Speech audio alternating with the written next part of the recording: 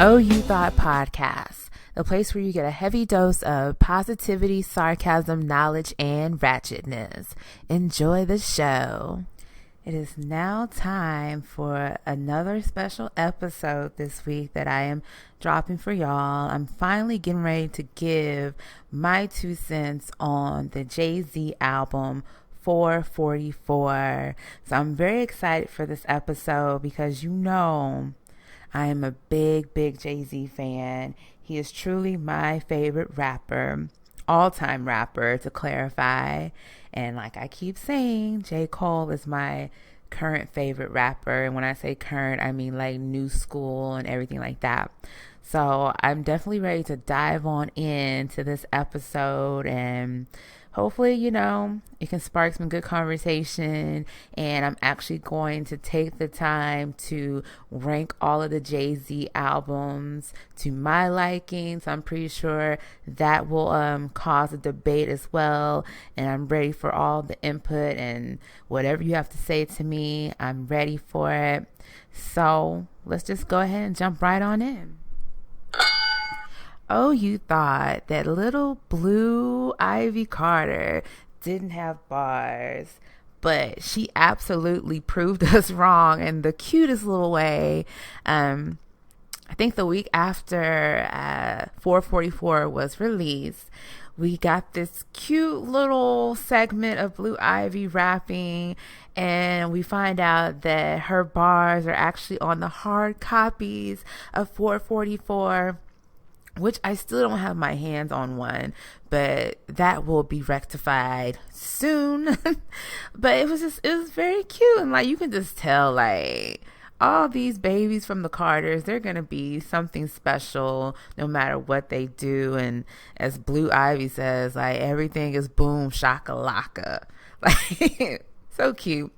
And they even came up with a name for the Blue Ivy stands, and I thought the name was cute as well. They're calling themselves the Ivy League. I just thought, oh, that is the cutest thing ever. I know I'm overloading y'all with cuteness to start the show, but oh well. Oh, you thought that Jay-Z wouldn't publicly fire back at Kanye West. And he finally did it. And he did it in like a really good way. Like, number one, he gave you nothing but facts. Like what happened between them. And for me, I just feel like, how do you expect to keep talking out of the side of your neck and doing it publicly and don't expect Jay-Z to say anything? And there again, like, knowing the kind of people Jay-Z and Beyonce, who they are or whatever, they're very private people. So I definitely wasn't expecting Jay-Z to come out and say anything to Kanye during this time. But I was definitely waiting to hear something in music format in regards to what happened. And so is this friendship actually over? Are they going to be friends again? Because Kanye is allegedly pulling out of Tidal, but Kanye owes, I think, Jay-Z like $30 million, $20 million. A lot of money that he owes Jay-Z. So how is this going to turn out? And yeah, I'm definitely interested in seeing how that's going to play out. Oh, you thought that 444 wouldn't go platinum in 5 days. Yep, it did. And I am not surprised. Oh, you thought that 444 wouldn't be number 1 on iTunes in 38 countries. Yep. And at this point, I think it's actually now number 1 on the Billboard charts. I feel like I read that today. So actually, I feel like now he's taken DJ Khaled's spot. Correct me if I'm wrong. But yeah, that's where we at with it. Oh, you thought. And I'm finna read y'all really, really good because y'all been tripping since these tickets dropped for pre-sale. And why do you just sound so just like uneducated. Like, I just don't understand why people are being so basic. So dumb. You're really dumb. For real. People have been freaking out, like I said, since the day that you could buy the tickets via pre-sale, saying, oh, they're so expensive.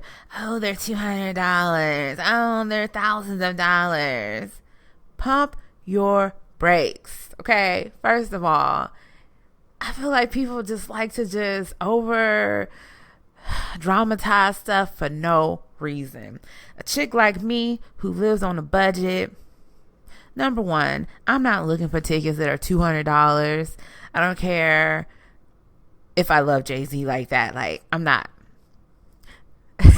In my city of Houston, which I'm pretty sure just like all these other cities, the tickets start at $39.50. So what are you saying to me? Like, people were really in their feelings saying, oh, people shouldn't be spending their money on Jay-Z tickets, and oh, he's talking about being responsible with your money. So why are you going out here spending all your money on his tickets? Whoop, whoop, whoop. And I'm just like, are they looking at the same prices that I'm looking at? And low key, high key, really, I'm going to just keep hovering over my favorite little app that I like to use to buy my tickets. And I'm just going to wait. Because, yeah, I'm going to wait probably like to the last minute if I decide to actually go to the Jay-Z. Because in my mind now, I'm thinking it's either going to be J. Cole again or Jay-Z. And I've only seen Jay-Z in concert once. So I might have to go to this concert. And I'm just going to hover. Because this app that I use, like the week of, the day of, couple of days before, people are trying to get rid of their tickets. And so I'm just going to be hovering like a hawk. And I know the game. So you girls out here tripping because there's no more tickets or whatever the case may be. You girls out here tripping over high prices. Wait till the day of the concert when people are trying to get rid of their tickets. You're going to be able to go to the show. And that's the only free tidbit that I'm going to give you. I'm not going to give you the name of the app. My close friends and family, I've given them, the keys to this particular app, to this particular venue. And yeah, so all y'all in your feelings talking about these tickets, and then a lot of people are doing the resale of like the tickets, and so that's where you see like the tickets that are like thousands of dollars and all that. So people, stop acting so crazy and let people spend their money the way they want to. You never know, like that could provide them a lifetime of happiness. Like, music really is a mood changer for some people, and I'm definitely one of those people. Testament to me going to the Houston Symphony and hearing the music of Prince. Wonderful experience, something you will remember forever. So just stop being a hater. Everybody has their stuff, whether it's music, going to stand in line for Jordans, or wait online to get your Jordans, shopping problems, like to go out to eat. We all got our stuff. So let people be happy and worry about other things that's, more important. So with all that BS out of the way, all my little rants, I am so excited to jump into this album in pretty, nice detail. I want to try to keep the show to like 30, maybe 45 minutes, and you just never know. Once I get to talking, I may not be able to shut up about this album and about Jay-Z, period. And also, like when I recorded yesterday, my voice sounded so crappy, but she's back. Her voice is back. And as you can see, like, I feel better. I'm smiling, I'm laughing. So I'm ready to dive on in. And so 444, this is an album that a lot of Jay-Z fans have been collectively waiting for, have been wondering, what is a Jay-Z album going to sound like in current days? What is it going to sound like? Is he going to try to conform and sound like mumble rappers? Because there again, I always bring up when he was on the Frank Ocean song, Biking, he was trying to sound like these mumble rappers, and I hated it. But also, me being a Jay-Z fan, I know he's never truly conformed to what's currently going on. He's going to tell his stories the way the way he feels he wants to tell his stories. And for me, I feel like 9 times out of 10, it's perfectly done. He's so great at telling stories. And one of my other favorite storytellers that I started to appreciate later in life is Nas. And so to me, like, I literally can just close my eyes and let them rap to me and paint all these pictures.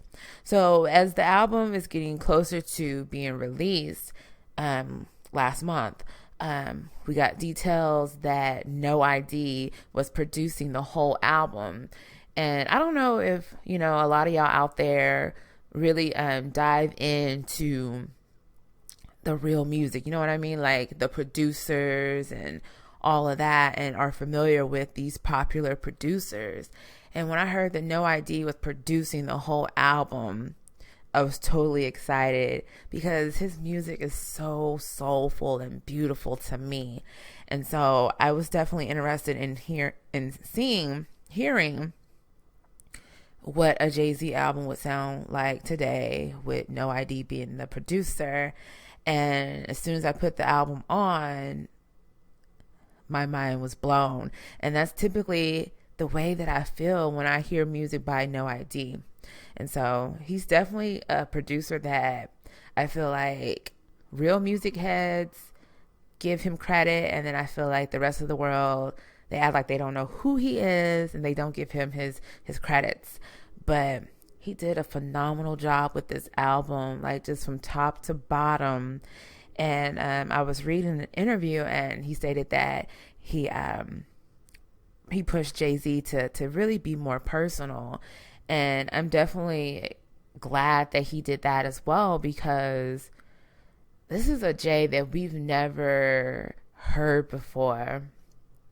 Everybody, when this album came out, they were trying to reference like Song Cry, saying, oh, he was being personal, but he still wasn't personal like this, like he is on 444. There's so many different songs on this album that he really just let it loose. And I'm going to go through each song and everything in great detail for the most part, but it was definitely shocking for this person to give us all this information about his private life at the end of the day. And he talks about going to therapy and everything. So I'm 100% guessing that him doing this album was definitely therapeutic for him. Beyonce got her public apology. And I just think, like, of course, when the album came out and people listened to it, they were calling it like the Jay-Z Lemonade, basically based on a few songs. And Lemonade was such a personal album for Beyonce, and I think Jay had to give us something like this after hearing Lemonade. We needed to know his side of the story. We needed to know his feelings in the relationship, since Beyonce pretty much opened the door to her feelings and her point of view of their relationship, which is a very hard thing to do when you're famous and you're sharing your relationship for the world. And so I definitely give both of them kudos, because they don't have to share their life with us. And so I'm very appreciative that they share their narratives. And so we learned that the album is called 444, and it's actually centered around one of the singles on the album. And basically 444 is the time that he woke up one morning and he had the idea to write the song 444. And so basically the album centers around this song and where he's going with this portion of his life. And the album, like I said, it gave us a lot of tea. It gave us a lot of honesty. It gave us a lot of jewels. It gave us a lot of Black empowerment. It gave us songs you could jig to, but he was also spitting. And I think the songs that, like Bam, for example, something you can jig to, I think you have to, if you're an artist, you do have to give us something that can get the other listeners to get to your album. And I definitely think that's one of the songs on there that's working in his favor. The Story of OJ, when the album was released that night, definitely one of the most popular songs, has a great video. The video for 444 is wonderful. And, you know, he's giving us little mini movies basically for these songs. That's what they feel like, because it's just not your basic video where you're just like here, and he's not even in 444. And today, for the first time, I heard one of the songs being played on the radio, The Story of OJ. So that kind of blew my mind a little bit, but I don't like that they replaced the word nigga with jigga. It just doesn't sound right, but I get it. You want the song to be played on the radio, so you got to change some stuff up, right? And so, yeah. And so, like I said, there were disses, and I talked about the whole Kanye thing. He took a stab at the mumble rapper, saying they all sound the same, which those are total facts. Like, come on. And he took a slight jab at Eric Benet, which there again, total facts. You don't want to pull an Eric Benet when you have one of the baddest chicks in the game and you just end up losing her. Eric Benet, like, he responded and he posted a picture of his current wife, and he said, no, I got the baddest chick in the game right here, and left it at that. And then some people took the line about it was basically, people thought that he was making a reference to Future, about having someone else raise your son, play with your son. I'm paraphrasing. Yeah, I'm sure y'all have listened to the album a million times. You know what I'm talking about. And I think you can take that in two ways. I think it's just a great play on words, if nothing else, because I mean, it's a great play on words, and it's also something that could take like a little dig, like little life lessons. Don't be Eric Benet, don't be Future, you know, be in your kid's life, and, you know, don't let someone take your spot like that, basically. And so disses, there are a few other disses throughout the album, but there again, like, just beautifully done. Like, just nothing just terribly harsh said, but just great play on words. And like I said, personal tea. And I never knew that his mom was a lesbian. And Smile is such a beautiful song. The sample is from Stevie Wonder, and it's one of my favorite Stevie Wonder songs. So the song is just amazing. And there again, the storytelling, and saying how his mom basically had to be in the closet so long that she got so good at faking it, she became a thespian. Like, she's an actress now because of having to not be her true authentic self. And I thought it was very endearing that he just wanted his mom to be happy, and he didn't care if it was a woman or a man. He just wanted his mama to be happy. And that's definitely a sentiment that most children want for their parents, like especially their mother. It's a different kind of love, a mother's love. And yeah, and to have her on the song, and just very beautiful. Another personal song is 444. Like, just the beat there again is amazing. And oh my gosh, like, when I first heard it, I was like, okay, as far as like songs on the personal side, I think 444 might be my favorite. And then I keep flip-flopping to Family Feud because Beyonce singing in the background on that song just sounds absolutely amazing. The beat is amazing. And it's not just about his relationship, Family Feud. It's also basically an analogy for, what did he say? Like being in the business, basically, and getting along. I should have wrote it down. But basically, you don't want to feud with these people that you work with and all that kind of stuff. And so it's a lot of like deep meaning to these songs, and legacy is such, I keep saying beautiful for all these songs that are personal, but it's just basically, it's like a personal will via a song. And it starts out with little Blue Ivy saying, "Daddy, what is a will?" And he just breaks down what he wants Blue to do for her siblings. And it's great that he wants her to be the head of everything and just make sure everyone else is straight and everyone else gets their portion or whatever. And he's talking that business talk. And I just think like, oh, and I did write it down. Let me go back to Family Feud. It's about separation of culture. That's what it is.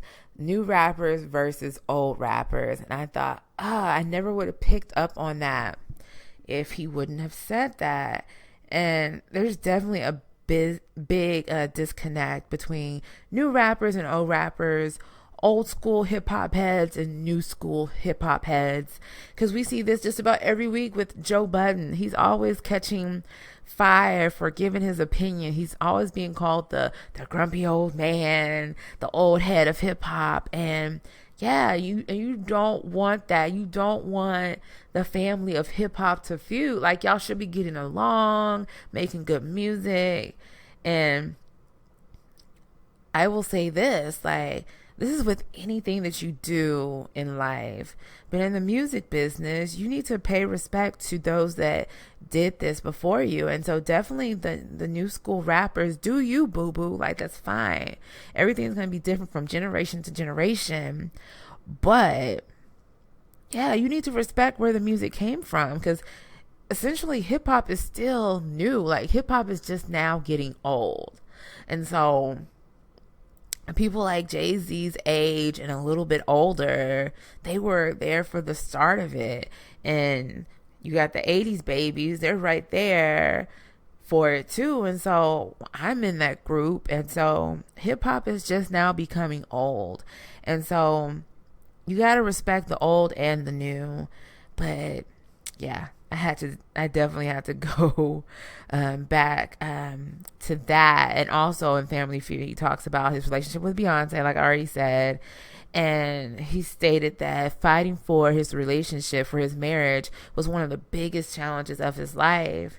Like, that's pretty crazy to put that kind of pressure and feelings to fighting for your marriage. But I'm not even married, and I can understand him feeling like that. Like, number one, you're just not a regular person, but you are a regular person. You're famous. And so anything that's happening, which he stated that people could start to see the difference in their marriage out in public. And so things have started to break down. And so he said that they basically have to start over. And he admits to cheating and all that stuff. And also, him being open about all the miscarriages. We assume there are multiple miscarriages that Beyonce had. And he said that they couldn't survive because he wasn't around, basically. I just thought, like, there again, it's one of those lines, and I'm paraphrasing the lines and the thoughts, that it just, I had my mouth open. I was just like, oh my gosh, this is why I love Jay-Z, because that is so deep and painful. So painful. And I can't imagine going through a miscarriage and being Beyonce. You're still out here performing, giving us great music, dealing with problems in your marriage. And he's basically admitting these things. And like I said, Beyonce got her public apology. And so they look so happy together, and their babies are the cutest. And it's just really great. Because sometimes I really feel like once you get everything out in the open, you have nothing else left to do but heal. And they're definitely at that point where they're healing. They look happy, and I'm definitely happy for them. I like them as a couple. And so, yeah, like I said, Ari went through Legacy, and very good song. And samples on 444. I touched on the Stevie Wonder sample in Smile. Nina Simone was used a couple of times on the album. The Fugees was used, and I like the song La La Land, but the only thing I didn't like about it was the fact that Nas had just used the sample like last year on the DJ Khaled album. What is it called? Nas album is done or something, finished or whatever. And it sounded like the way the samples were used was pretty close. But other than that, like, I like what he was talking about in the song or whatever. Donny Hathaway, one of my personal favorites. As far as music, I have some of his music on vinyl. And of course, he used Biggie as well. And so, now that I got some of the special things out of the way, for the album, I want to go ahead and like go through most of the songs at this point. And so, in my opinion, Kill Jay-Z is a great way to start the album. I feel like it's a good metaphor that I saw some people pointed out on Twitter and whatnot. And basically, he's killing the ego of Jay-Z, and he's walking in to Sean Carter. And I thought, okay, that's a great analogy, because he's spitting about all these things that he has to let go of. Basically, he's stepping outside of his comfort zone with this album 444. He's getting personal with us.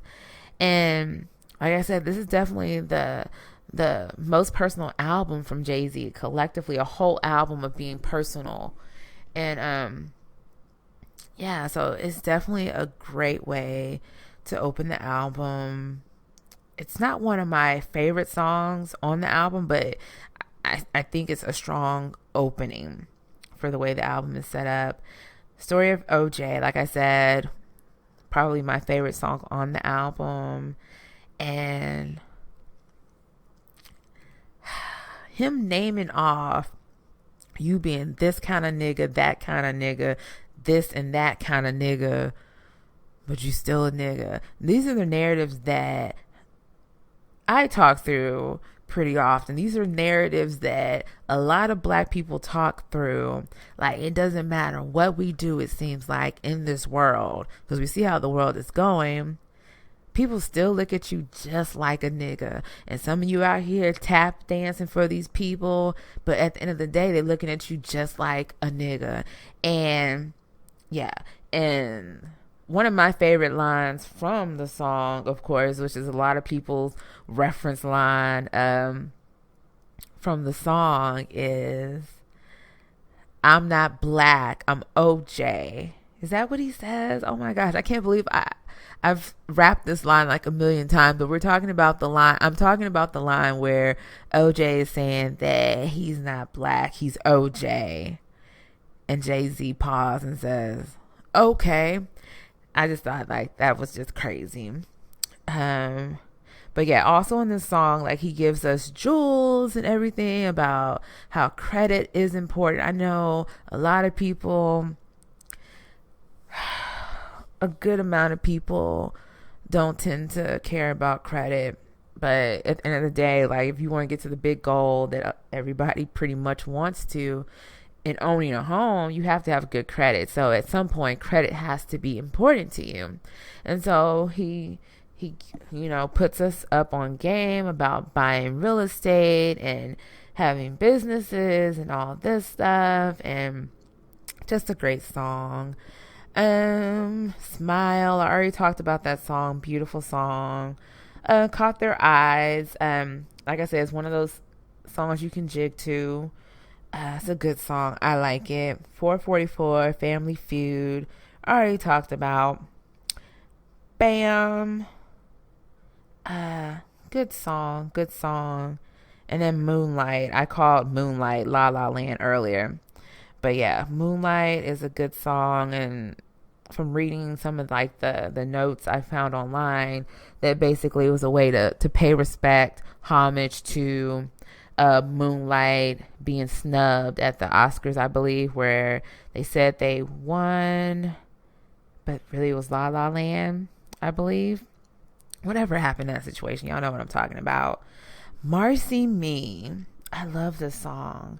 Really do love this song. Song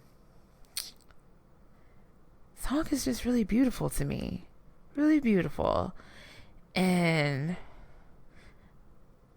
who's singing on the hook? But whoever is singing on the hook, it sounds like somebody that used to be on Rockefeller. Like, it sounds like, who was that dude that was on Rockefeller that would sing all these hooks, these soulful hooks? Like, it sounds like that guy.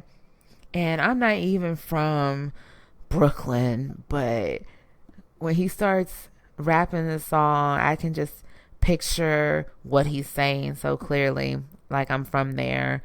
And so Marcy Me, classic song to me. And then number 10, I already talked about Legacy. And so 10 songs, but it left you so full, because it was so much stuff that you could dive into, tap into, and I loved every single minute of it. And so one of the biggest questions that was floating around on social media was, is 444 in your top 3 Jay-Z albums? First question. And for me, yes, it is. It's actually number 3 for me. And this might change as I go through life and years and continually listening to his whole catalog. But as of right now, I will say it's a classic album, and it deserves to be in the top 3 of his catalog. So, second question that was going around on social media, how would you rank 444 against the other 12 Jay-Z solo albums?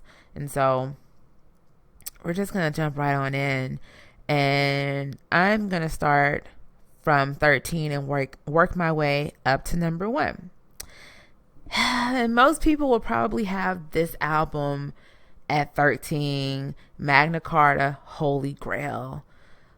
The single alone made my ears bleed because it was being played everywhere, and I got so tired of hearing Justin Timberlake's voice on that chorus. And I like Justin, but there was a few gems on this album, but not enough to make it past 13. I'm sorry, Jay-Z. Number 12, my best friend is probably going to be mad about this, but oh well, because we've had this debate like a million times in regards to this album. American Gangster. It's a good soundtrack, and my best friend's rebuttal is always that he wrote the songs in the mindset that he was Frank Lucas. Cool, fine. I just didn't vibe with it. Like I said, more of a soundtrack feel than an album feel to me. Blueprint 3. Solid album, but not a classic album to me. Number 10, and this one fell at number 10 off of basically one song. And I'm talking about the album, The Blueprint, Gift and the Curse, which a lot of people sleep on this double disc album. This is one of my favorite albums that's still in rotation, and I love the song Nigga Please. One of my favorite songs ever. And since that held so much weight, it didn't get left at the bottom. You know, it's a little bit at the bottom, but not all the way at the bottom. So number 10, The Gift and the Curse. Where are we at? Number 9, Volume 3, The Life and Times of Sean Carter. Great album.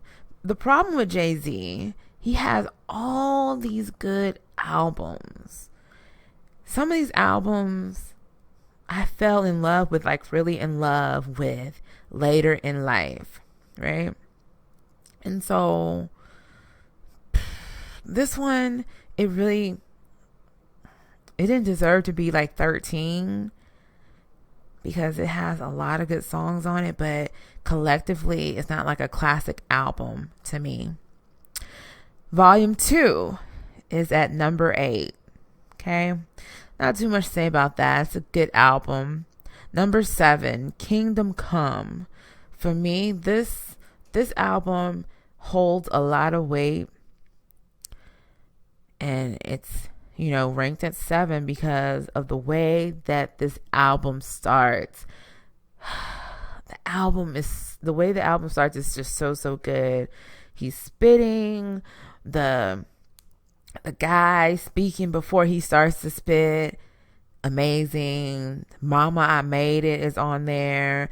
Lost One is on there with Chrisette Michele, even though I don't really know her anymore. I'm done with her. But yeah, so Kingdom Come is 7 for me. Number 6, The Dynasty. I love this album so much. And there again, like, This Can't Be Life. Oh my gosh. One of my probably top 5 Jay-Z songs ever. Like, each one of them got personal with us, but Scarface, he stole the show on that album. And so, yeah, Dynasty is number 6. Number 5, In My Lifetime, Volume 1. Number 5. And this is an album that I probably would have ranked differently years ago. Like, it probably would have been bottom of the barrel for me. But yeah, I definitely, after listening to the album again, I had to change my mind on it. And so, yeah, number 5. Number 4, and I know this is where the problem is going to come. These next 4 albums I'm going to give you, The Blueprint. It's a classic album, yes. I know The Blueprint is a lot of your number 1 for Jay-Z albums. For me, like, it doesn't hit home for me like that. I recognize that it's a classic album, a lot of classic songs on there. Song Cry is on there. Renegade is on there. But we almost have to not count Renegade like it's on his album, because why? Eminem blew him away on his own song. And I come from the school of, if you have guest people on your album, you don't let them beat you out on a song. You just don't do it. And so Eminem got him on that song. But yeah, I wasn't too crazy about, was this the first single, H to the Izzo? I wasn't too impressed with that song. I didn't like it at all, to be honest. And so that's why Blueprint is at 4 for me. Number 3, I already said that 444 is currently 3 for me. Number 2, there again, I know I'm going to ruffle some feathers, because most people, if you don't say Blueprint is number 1, most people say Reasonable Doubt is number 1. And full disclosure, I went most of my hip hop life not liking Reasonable Doubt. And so later in life, I came to love Reasonable Doubt. And Can I Live? Oh my gosh. Like, just one of my favorite songs, hip hop songs ever. And so, yeah, so that's why Reasonable Doubt definitely got the number 2 spot. And so if you know, the only album that's left in Jay-Z's catalog is the Black Album. And for me, another classic album. Production is crazy. I remember watching like the making of this album and them showing Timbaland, and I remember when he played the Lucifer beat for Jay-Z and he got that ugly face on him. I got my ugly face on. That beat is just so hard. Like that song. And then what else? I'm going blank. Let me see. Let me look it up because I don't want to miss nothing. You think I would be more prepared, but I'm kind of going on the fly somewhat. And yeah. What more can I say?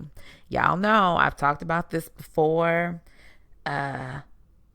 My last podcast that I released before the album came out, the title of the episode was "They Don't Paint Pictures, They Just Trace Me." And he says that in What More Can I Say?